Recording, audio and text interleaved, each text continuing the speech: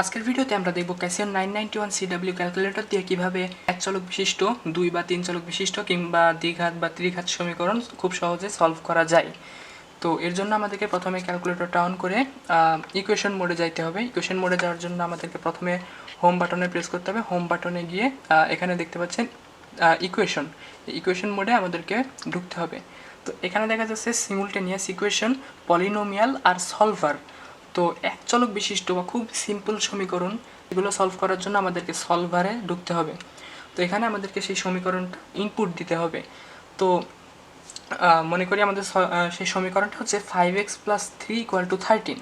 তো আমাদের সেটা ইনপুট দিই আমরা 5x + 3 ইকুয়াল টু দেওয়ার জন্য আমাদেরকে শিফট প্রেস করে এই ফার্স্ট ব্র্যাকেটের উপরে যে ইকুয়াল দেখতে পাচ্ছেন এটা প্রেস করলে হয়ে যাবে =13। দেন আমরা ইকুয়াল দিব, ইকুয়াল দিয়ে নিচে গিয়ে এক্সিকিউট দিলেই আমরা পেয়ে যাব x এর ভ্যালু, অর্থাৎ x এর ভ্যালু এখানে 2। তো এখন এই সলভারের মাধ্যমে আমরা যদি দ্বিঘাত বিশিষ্ট সমীকরণ সলভ করতে চাই সেক্ষেত্রে কিন্তু একটা ব্যাপার আছে। যেমন আমরা যদি বলি 6x² = 24, তো এক্ষেত্রে আমরা সলভ করলে কিন্তু সাধারণভাবে আমরা জানি যে পাওয়ার যদি 2 থাকে তাহলে কিন্তু আমরা দুইটা মান পাবো।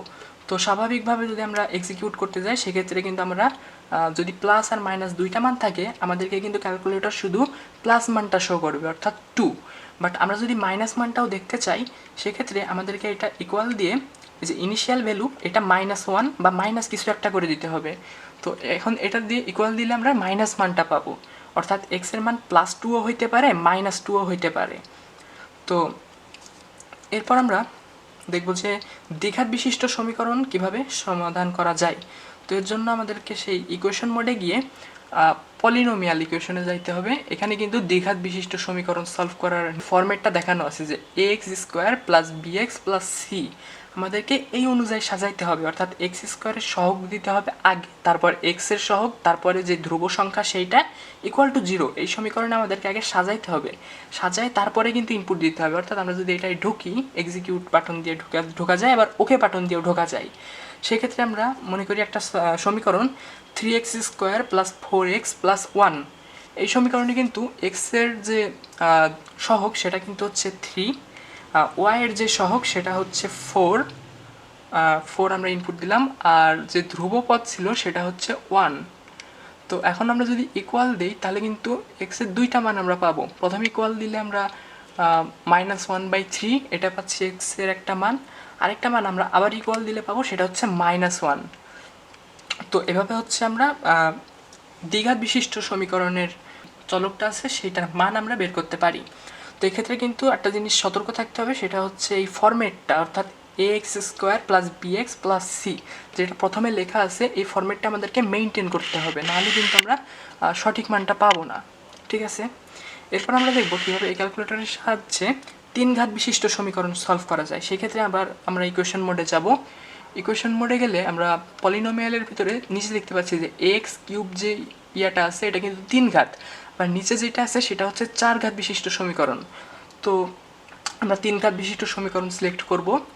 এখন আমাদেরকে x³ এর সহগটা আগে দিতে হবে, প্লাস b মানে x² এর যে সহগ b সেটা দিতে হবে, তারপর x এর সহগ প্লাস যে ধ্রুবপদটা আছে সেইটা দিয়ে তারপরে =0 হইলে যে সমীকরণ হয় সেখান থেকে মান পাতাইতে হবে। ax³ + bx² + cx + d = 0 এই ফরম্যাটে সাজাইয়া তারপরে আমাদেরকে মান পাতাইতে হবে। ধরি আমাদের সমীকরণটা হচ্ছে 4x³ + x² - 2x + 1।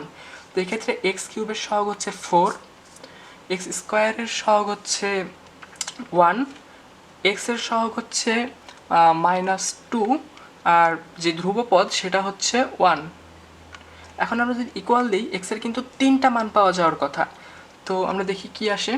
প্রথম যে মানটা সেটা কিন্তু -1, দ্বিতীয় মানটা হচ্ছে একটা জটিল সংখ্যা বা কমপ্লেক্স নাম্বার, সেটা হচ্ছে 3/8 + সামথিং i।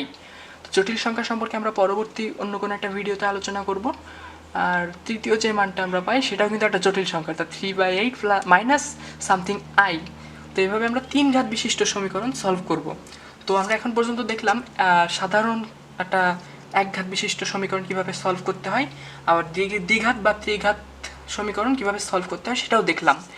এরপর আমাদের কাছে আছে দুই চলক বিশিষ্ট সমীকরণ, অর্থাৎ একটা সমীকরণে দুইটা চলক থাকবে এক্স এবং ওয়াই। তো সেইগুলো সলভ করার জন্য আমাদেরকে সেখান থেকে যাইতে হবে সিমুলটেনিয়াস যে ইকুয়েশন আছে এখানে ঢুকে আমরা 2 আননোনস 3 আননোনস দেখতে পাই, আবার 4 আননোনসও দেখতে পাই। তো আমাদের সাধারণত 2 আর 3 হয়ে যায়, আর 2 আর 3 পারলে 4 আননোনস পারাও খুব সহজ। তো আমরা 2 আননোনসে গেলাম, যেহেতু দুইটা অজানা চলক আছে, তো এখানে সমীকরণ অবশ্যই দুইটা হবে। তো দুইটা সমীকরণ আমরা মনে করি আমাদেরকে দেওয়া আছে 9x + 4y = 38 একটা সমীকরণ। সো এখানে কিন্তু দেখতে পাচ্ছেন হচ্ছে ধ্রুবপদটা কিন্তু ইকুয়ালের ডাইন সাইডে। তো এই ক্ষেত্রেও কিন্তু ফরম্যাটটা মেনটেন করতে হবে। তো আমাদের ইকুয়েশনটা আমরা পাতাই 9x + 4y = 38, আর এটা হচ্ছে প্রথম সমীকরণ গেল। এবার আমরা যদি দ্বিতীয় সমীকরণের মান পাতাই, সেক্ষেত্রে আমরা দেখতে পাই যে 4x + 2y = 18, 4x + 2y = 18। এখন আমরা যদি ইকুয়াল দিই, প্রথমে আসবে x এর মান যেটা হচ্ছে 2, আর এরপরে যেটা আসবে সেটা হচ্ছে y এর মান 5। তো এভাবে আমরা দ্বিঘাত বিশিষ্ট সমীকরণ, মানে সরি দ্বিঘাত না, এটা হচ্ছে দুই চলক বিশিষ্ট সমীকরণ সলভ করতে পারি, যেখানে দুইটা ইকুয়েশন দেওয়া থাকবে প্রশ্নে। এরপর আমরা দেখব তিন ঘাত বিশিষ্ট সমীকরণ কিভাবে সলভ করতে হয়। একইভাবে 3 আননোনসে আমরা দিব।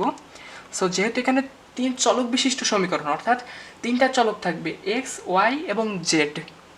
তো এই সমীকরণ সলভ করার জন্য আমাদেরকে এরকম x plus y plus z = 0 এই ফর্মেটে আনতে হবে, এনে তারপর এখানে ইনপুট দিতে হবে।